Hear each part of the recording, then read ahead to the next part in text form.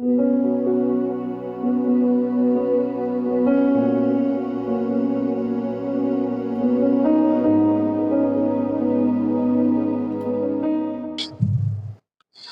estamos, nesse mês de outubro, celebrando a Reforma Protestante. Dia 31, celebramos os 508 anos da Reforma Protestante. E nesse mês, então, a igreja aqui está trabalhando em temas que foram desenvolvidos no período da Reforma Protestante. Então, todos esses mês de domingo, de outubro, estaremos fazendo aqui mensagens que fazem alusão à Reforma Protestante. Com isso, eu quero convidar você a se colocar de pé e abrir a sua Bíblia na carta de Paulo aos Gálatas. Gálatas, capítulo 2. Gálatas 2, e vamos ler a partir do verso 11 até o versículo 21. Eu vou ler os versos ímpares e a igreja os versos pares. Gálatas, capítulo 2, a partir do versículo 11 até o verso 21, leitura alternada. Todos encontraram? Diz assim o apóstolo Paulo: quando, porém, Cefas veio a Antioquia, fez-lhe face a face, porque se tornara repreensível. Com efeito, antes de chegar alguns ataques de Tiago, comia como gentil. Quando, porém, chegaram, afastou-se, e por fim veio a casa, temendo-os da circuncisão. E também os demais judeus dissimularam com ele, a ponto do próprio Barnabé ter deixado levar pela dissimulação deles. Quando, porém, disse que não procediam corretamente, segundo a verdade do Evangelho, disse a Deus, na presença de outro, servendo o Deus, vive como gentil, e não como Deus, porque obriga os gentios a viver como Deus.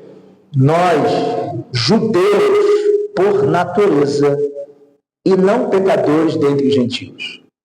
Sabendo, contudo, que o homem não é justificado por obras da lei, em si mediante a fé em Cristo Jesus.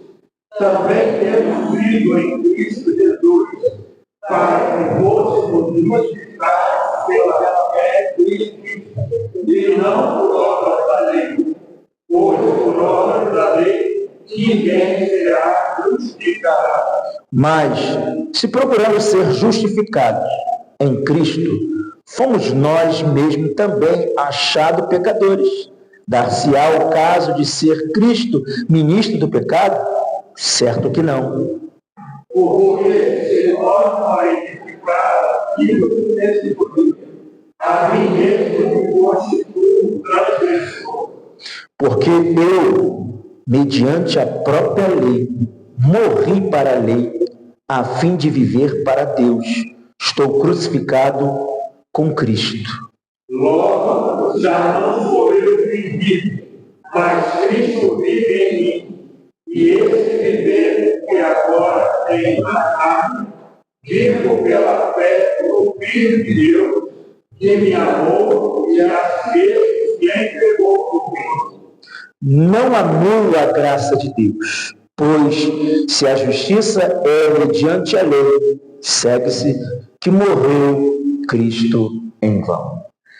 Feche seus olhos mais uma vez, vamos orar. Senhor nosso Deus e nosso Pai, queremos, Senhor, te render graças nesta noite, pelo privilégio que o Senhor nos concede de debruçarmos diante da Tua santa palavra, Senhor. Mas, Senhor, nós rogamos a Ti a iluminação do Espírito Santo, para que possamos, Senhor, compreender o que a Tua palavra tem a nos dizer nesta noite. Abençoe, Senhor, aqueles que chegaram, Senhor, até aqui, trazido pelo Teu Espírito, conduzido por Ti, Senhor, para juntos sermos edificados, exortados e ensinados por Tua palavra. Eu peço também, Senhor, pela minha vida nesse momento, que eu me esconda atrás da Tua cruz, que o Senhor cresça e que eu diminua, que tudo que viemos a falar aqui nesta noite seja para a honra e glória do Teu santo nome. Assim nós oramos, em nome de Jesus. Amém e amém, Senhor. Pode se sentar, meus irmãos.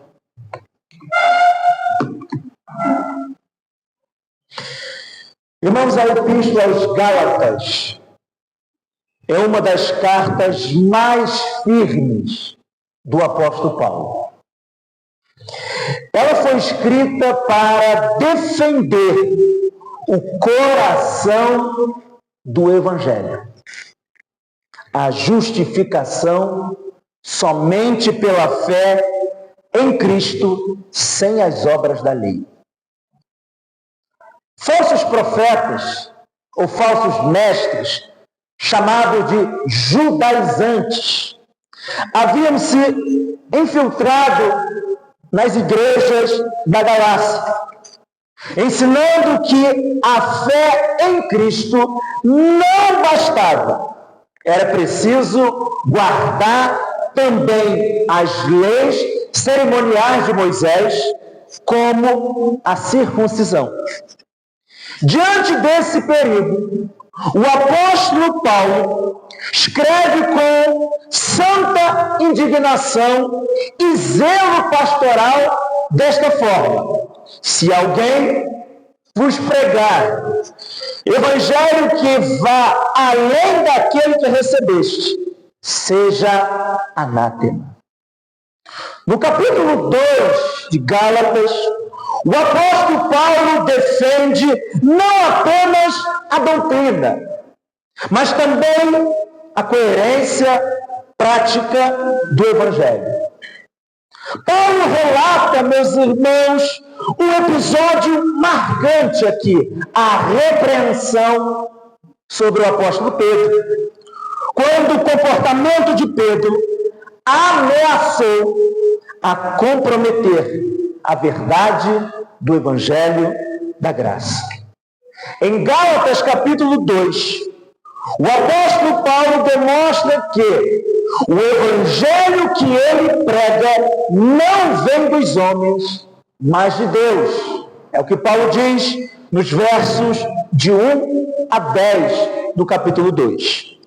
Paulo também ele vai dizer, nos versos 11 a 21, que a verdade do Evangelho deve ser preservada a qualquer custo, mesmo diante de apóstolo influente, como era o caso aqui do apóstolo Pedro. Diante disso, meus irmãos, eu quero nessa noite convidar você para que nós juntos venhamos a refletir neste tema. Somente Cristo, a justiça que vem pela fé. Esse é o tema que eu quero desenvolver nesta noite. O primeiro ponto que eu quero destacar aqui é a repreensão do apóstolo Paulo para o apóstolo Pedro. Diz assim os versos 11 a 14. Quando, porém, Cefas é Pedro, veio a Antioquia, resistiu-lhe face a face, porque se tornara repreensível. Com efeito, antes de chegarem alguns da parte de Tiago, comiam com os gentios. Quando, porém, chegaram, afastou-se e, por fim, veio apartar-se, temendo os da circuncisão. E também os demais judeus dissimularam com ele, a ponto do próprio Barnabé ter deixado de levar pela dissimulação deles. Quando, porém, vi que não procediam corretamente segundo a verdade do Evangelho, disse a Cefas na presença de todos: se sendo tu judeu, vives como gentil e não como judeu, por que obrigas os gentios a viverem como judeus? Percebam, meus irmãos, que Paulo começa dizendo que ele resistiu face a face, porque se tornara repreensível, disse o apóstolo Paulo. Essa palavra repreensível sugere uma falha grave, indicando que as ações de Pedro estavam em desacordo com o evangelho que ele mesmo defendia. Isso aqui que é interessante. Por quê? Abra sua Bíblia em Atos capítulo 10, versículo 34. Atos capítulo 10, versículo 34. Atos 10, verso 34. Vejam o que o apóstolo Pedro diz aí. Atos 10, 34. Então, falou Pedro dizendo: reconheço por verdade que Deus não faz acepção de pessoas. Agora volte para o seu texto de Gálatas capítulo 2.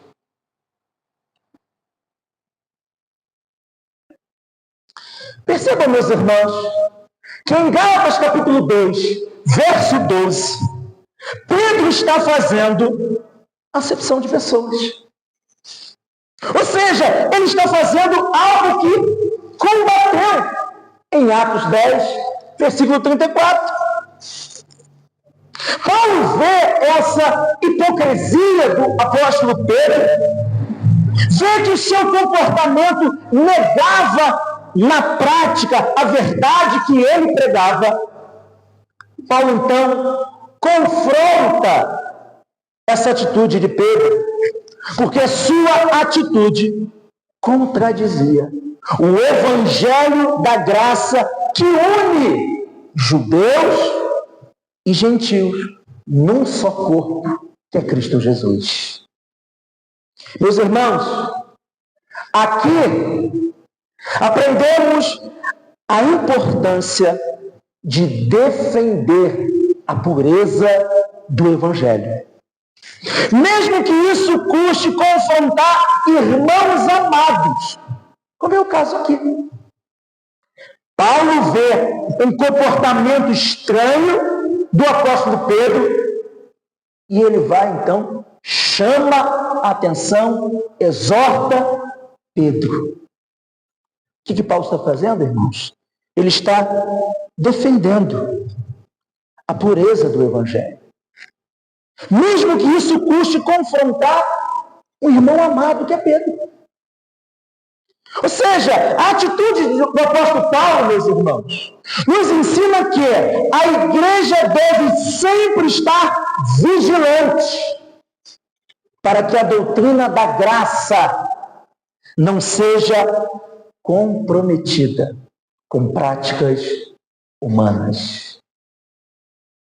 Calvino, comentando esse texto, essa atitude de Paulo de confrontar Pedro, João Calvino chega a dizer dessa forma: o amor pela verdade deve estar acima da reputação e do medo de homens. Veja que palavra de João Calvino. O amor pela verdade, o amor pelo evangelho deve estar acima da reputação e do medo de homens. É justamente isso, irmãos, que Paulo faz aqui. Paulo vê um comportamento estranho do apóstolo Pedro, fazendo aqui acepção de pessoas. Mas Pedro, um tempo atrás, pregou contra isso que ele está fazendo.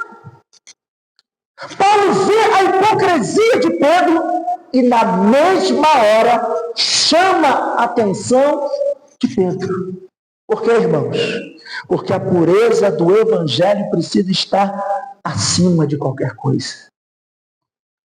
Às vezes, nós vemos irmãos em Cristo caminhando e crendo em algumas heresias e sabemos que aquilo ali está errado, mas às vezes a gente nos calamos, porque ficamos assim, olha, se eu falar isso, o irmão vai ficar magoado, vai ficar triste comigo, vai ficar bicudo comigo. Não, irmão. Por amor ao seu irmão, você precisa dizer, meu irmão, esse comportamento, essa atitude está de desacordo com as Escrituras. Então você precisa mudar. Porque é isso que Paulo faz aqui. Ele chama a atenção de Pedro. Porque como vimos, lá em Atos 10, versículo 34, Pedro defendendo o contrário do que ele está fazendo agora aqui em Gálatas 2:12. Lá no versículo 34, Pedro diz, eu reconheço por verdade que Deus não faz acepção de pessoas. Deus não faz diferença se é pobre, se é rico, se é gordo, se é magro, se é branco, se é negro. Deus não faz diferença para isso. Porque todos precisam e carecem das misericórdias do Senhor. Todos esses grupos, essas classes de pessoas podem ser alcançadas pelo Evangelho.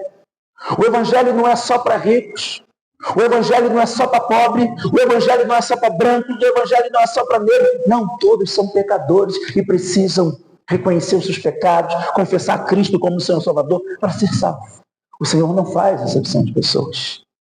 Mas aqui, no capítulo 2 de Gálatas, no verso 12, Pedro está fazendo isso. Com efeito, antes de chegarem alguns da parte de Tiago, comiam com os gentios. Quando, porém, chegaram, afastou-se e, por fim, veio apartar-se temendo os da circuncisão. Veja que Pedro aqui começou a fazer a diferença. É como você estivesse fazendo assim. Vou lá na casa do presbítero Reginaldo, só tem flamenguista lá. Não, ele vai lá na minha casa eu sou torcedor do Fluminense. Mas aí quando ele chega lá, chegam os outros flamenguistas, aí o outro começa a sair de perto. Se afasta, só porque ele é Flamengo.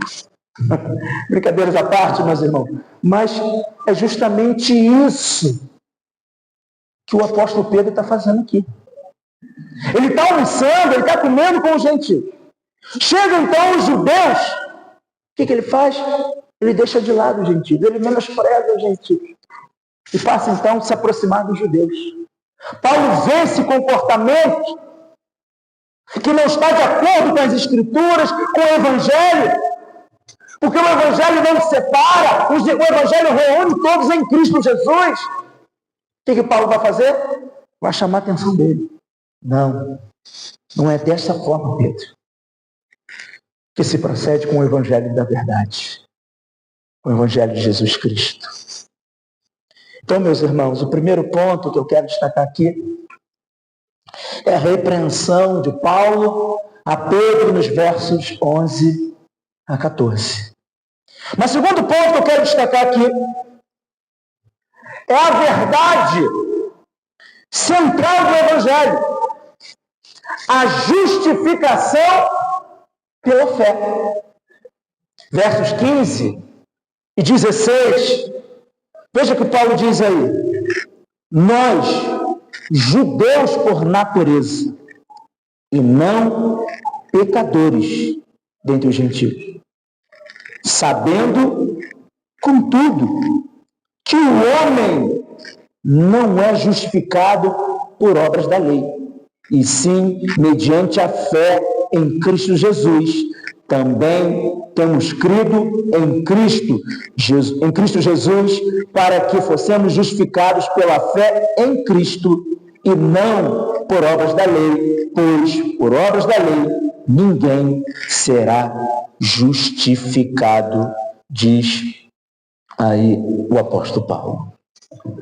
Irmãos, o apóstolo Paulo declara aqui o coração da fé bíblica que foi resgatado na Reforma Protestante. Somente a Bíblia, somente a fé, somente Cristo, somente a graça e somente a Deus a glória. Mas Paulo, meus irmãos, no versículo 16, fala da justificação. Mas a pergunta é: o que é justificação? A justificação, meus irmãos, é o ato de Deus declarar o pecador justo, não por méritos próprios, mas pelos méritos de Cristo imputados a nós. E é isso que Paulo está dizendo aí no versículo 16, quando ele diz: sabendo, contudo, que o homem não é justificado por obras da lei. Meus irmãos, sabe por que o homem, sabe por que nós não somos justificados por obras da lei? Porque as obras da lei, meus irmãos, não podem salvar. Porque o homem é incapaz de cumpri-las perfeitamente. Por isso que as obras da lei não podem nos salvar. Ou seja, o que Paulo está dizendo para a igreja da Galácia, que está sob o ataque dos judaizantes, é o seguinte: nenhum rito ou boa obra pode acrescentar algo à obra perfeita de Cristo. Somos aceitos, meus irmãos, por Deus, não porque somos bons, mas porque Cristo é suficiente. Você já parou para pensar isso, irmãos? Você foi aceito por Jesus não porque você é bom. Você foi aceito por Jesus não porque o Senhor viu algo em você que atraiu Ele, não. Ao contrário, foi até o que nós cantamos ainda há pouco. O louvor que fala sobre o texto de Isaías 53. Nós fomos atraídos pelo Senhor. Nada em você atraiu o Senhor. É Deus tomando a iniciativa em Cristo Jesus, indo até você. O perdido não é o Senhor. O perdido somos nós. É por isso que Ele foi até nós. E na cruz, ao ir para a cruz em nosso lugar, Jesus justamente está mostrando isso. Que as obras da lei, que obra alguma pode salvar você.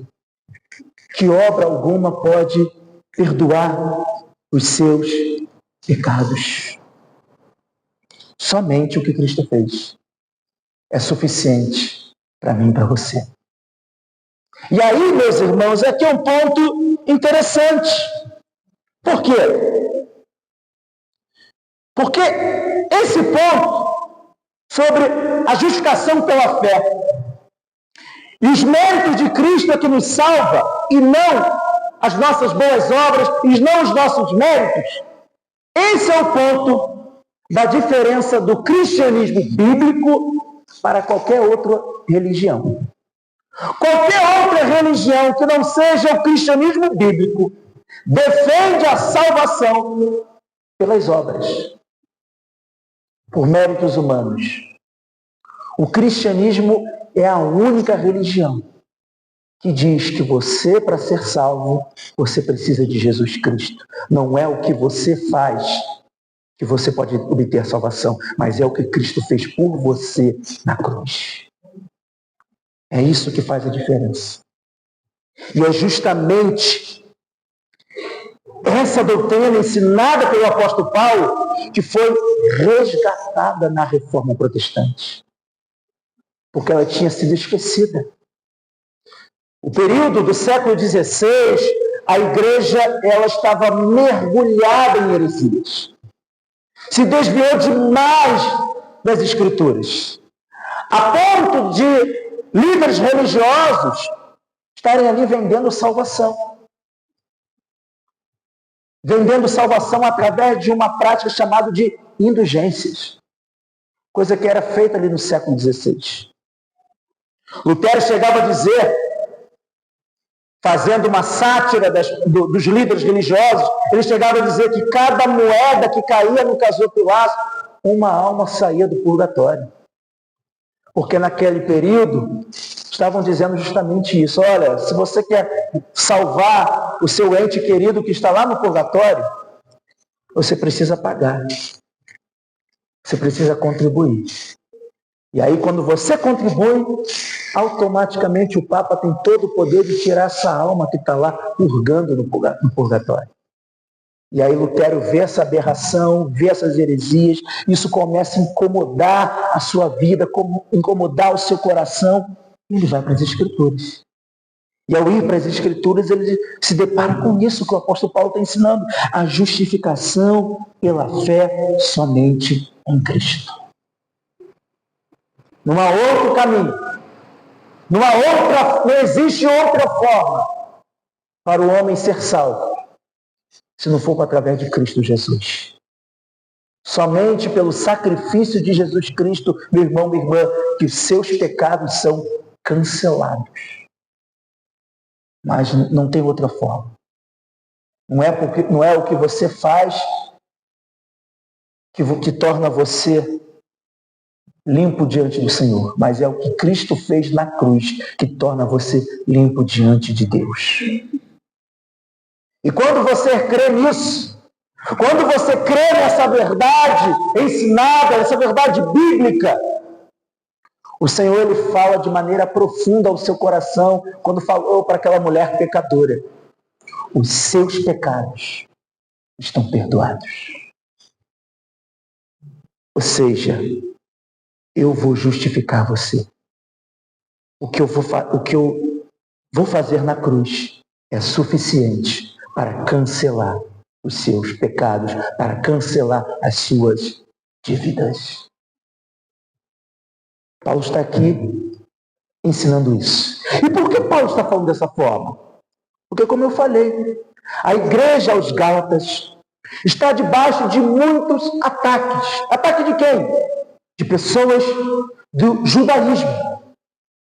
De pessoas que ouviram a mensagem do Evangelho, ouviram sobre o sacrifício de Jesus na cruz, mas que de alguma forma estão voltando para as velhas práticas. Não, para você ser salvo, você precisa guardar o sábado.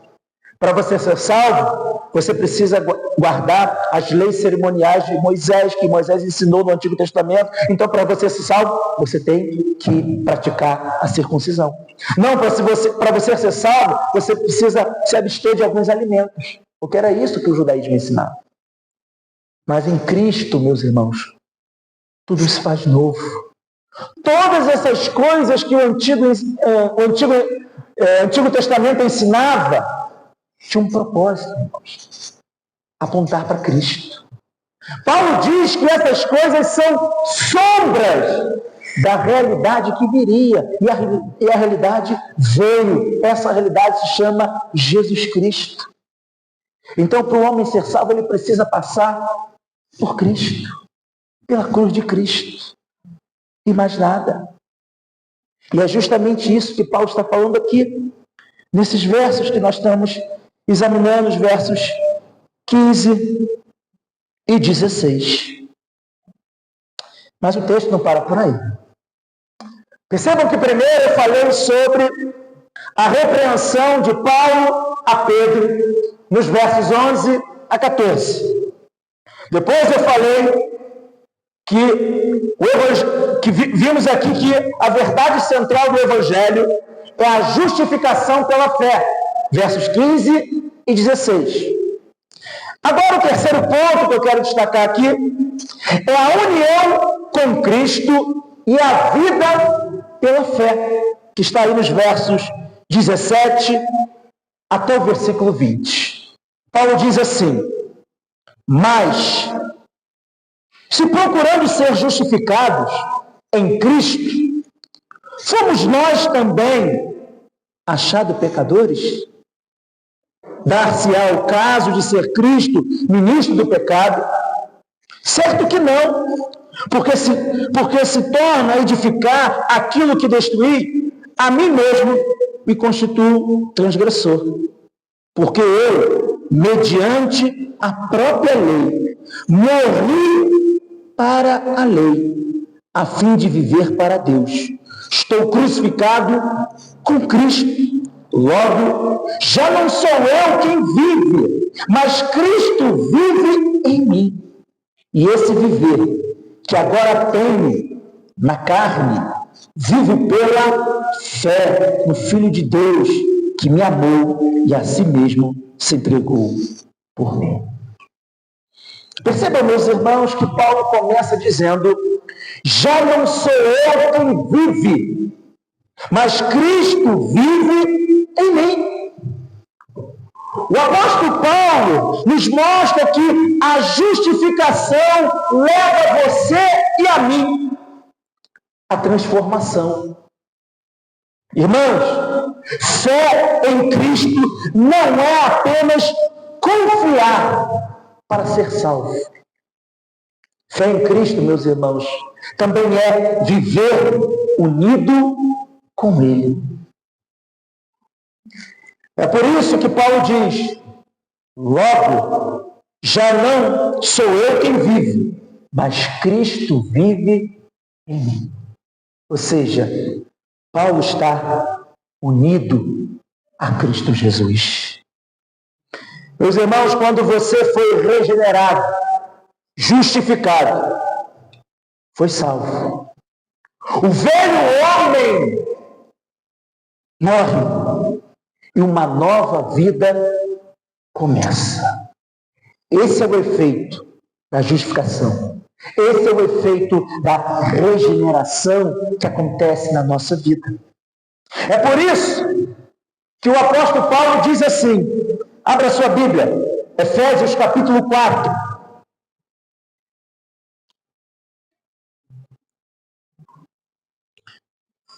Efésios capítulo 4.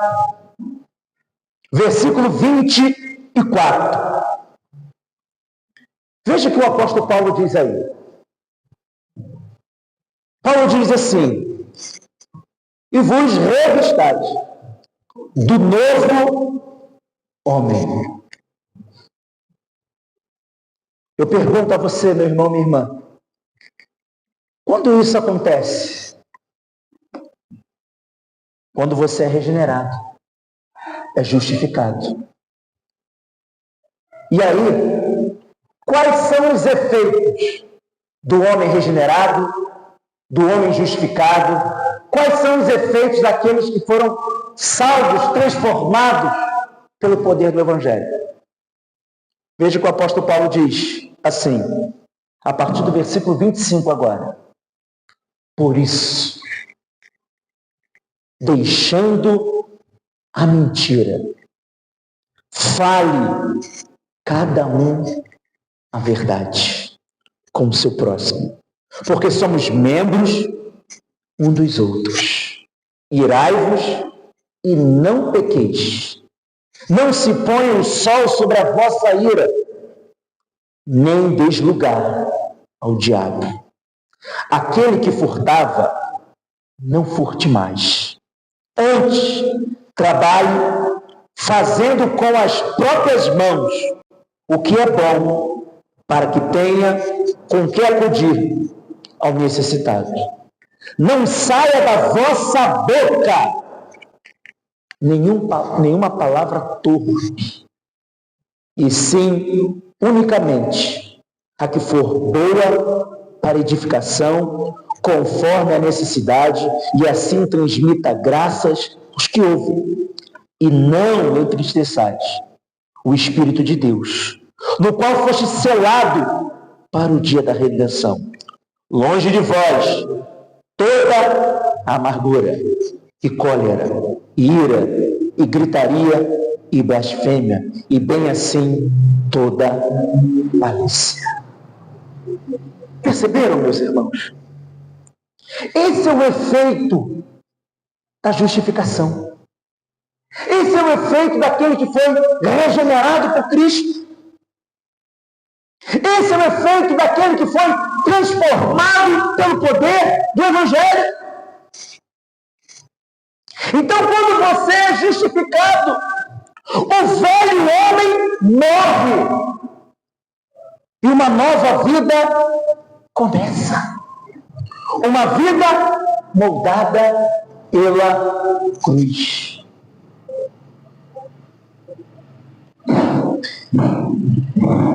Abra sua Bíblia, agora lá em Judas 3, Epístola de Judas.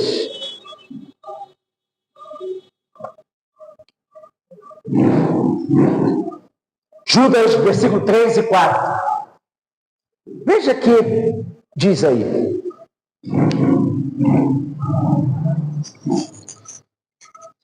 Diz assim: amados, quando empregava toda a diligência em escrever-vos acerca da nossa comum salvação. Veja, para você entender o que está acontecendo aqui. Judas, e esse Judas aqui não é aquele que traiu Jesus, é o outro Judas, ele estava escrevendo sobre a doutrina da salvação. E aí, naquele momento que ele estava escrevendo isso, ele para de tratar sobre a doutrina da salvação, porque ele começa a identificar algo estranho, perigoso, que estava surgindo no meio da igreja. Olha o que ele diz: foi que me senti obrigado a corresponder convosco, exortando-vos a batalhar diligentemente pela fé que uma vez por todas foi entregue aos santos. Pois certos indivíduos se introduziram com dissimulação, os quais desde muito foram antecipadamente pronunciados para esta condenação. Homens ímpios que transformaram em libertinagem a graça de nosso Deus e negam o nosso único, soberano e Senhor Jesus Cristo. Meus irmãos, o Evangelho não é libertinagem, mas libertação. Morrer para o pecado e viver para Deus. Então, quando o apóstolo Paulo diz lá no verso 20 de Gálatas 2, logo, já não sou eu quem vive, mas Cristo vive em mim, e esse viver que eu tenho agora, esse viver que agora tenho na carne, vivo pela fé no Filho de Deus, que me amou e assim mesmo se entregou por mim. Isso significa, meu irmão, minha irmã, que a fé verdadeira produz santidade. O crente vive não pela força da carne, como estamos vendo aqui, mas pela presença de Cristo nele. Devemos refletir Cristo em nosso viver diário, não buscando aprovação humana, mas fidelidade ao Evangelho. É isso que o apóstolo Paulo está respondendo aqui na carta aos Gálatas, para essas pessoas aqui. E é isso que Judas está combatendo na sua carta. Ele começa falando uma introdução sobre a doutrina da salvação. E aí ele para de falar e entra num outro assunto, porque ele identificou pessoas do meio da igreja com um comportamento que está indo em contramão do que o Evangelho apresenta. O Evangelho bíblico não traz libertinagem. O Evangelho bíblico liberta. E é por isso, então, que o apóstolo Paulo ele fala dessa forma. Depois que ele falou de ensinar, de ele combater sobre o pecado, ele diz: porque eu, mediante a própria lei, morri para a lei, a fim de viver para com Deus. Estou crucificado com Cristo, logo já não sou eu quem vive, mas Cristo vive em mim. E esse viver que agora tenho na carne, vivo pela fé no Filho de Deus, que me amou e a si mesmo se entregou por mim. Paulo fala, meus irmãos, do fruto que a justificação traz na vida do homem, na vida do ser humano. Quem é alcançado pelo Evangelho, quem é transformado pela graça do Senhor, vive agora uma vida transformada, porque a graça de Deus é que transforma. Para a gente concluir, o quarto e último ponto que eu quero destacar aqui. Eu falei aqui nos versos 11 a 14 sobre a repreensão de Paulo a Pedro. Nos versos 15 a 16 vimos que a verdade central do Evangelho é a justificação pela fé. Nos versos 17 a 20 vimos aqui então a união com Cristo e a vida da fé. E agora o quarto e último ponto. A graça de Deus e a inutilidade das obras. A graça de Deus e a inutilidade das obras. Veja o que diz aí o versículo 21. Verso 21 diz assim: não anulo a graça de Deus, pois se a justiça é mediante a lei, segue-se que morreu Cristo em vão. Irmãos, se a salvação pudesse vir pelas obras, como defende as religiões, mesmo o cristianismo bíblico, a cruz de Cristo seria inútil. Mas Cristo morreu porque nenhum homem poderia se justificar. Negar a suficiência da cruz, como faz as seitas, é desprezar a graça e insultar o sacrifício de Jesus. Quando confiamos em méritos humanos para sermos aceitos diante de Deus, estamos anulando a graça. A igreja do Senhor foi chamada para proclamar que Cristo é suficiente e sua cruz é o único meio de reconciliação com Deus. Irmãos, Pedro foi restaurado. Paulo permaneceu firme e o Evangelho prevaleceu, porque é poder de Deus para salvar todo aquele que crê. E para concluirmos então, que cada um de nós, cada igreja, cada pastor, cada diácono, cada presbítero, cada membro da igreja, possa dizer como Paulo: já não sou eu quem vive, mas Cristo vive em mim. Somente Cristo, irmãos, é suficiente. Somente Cristo, somente em Cristo, há perdão, justiça e vida eterna. Que Deus nos abençoe. Em nome de Jesus. Amém. Olá, meu irmão, minha irmã, e você que me assiste nesse dia. Se você está procurando uma igreja séria, bíblica, eu quero convidar você a conhecer a Igreja Presbiteriana em Catarcione. Todos os domingos nós estamos aqui pela manhã e à noite e às quintas-feiras. Venha, traga a sua família, venha ouvir da palavra poderosa do Senhor Jesus. Deus abençoe, em nome de Jesus. Amém.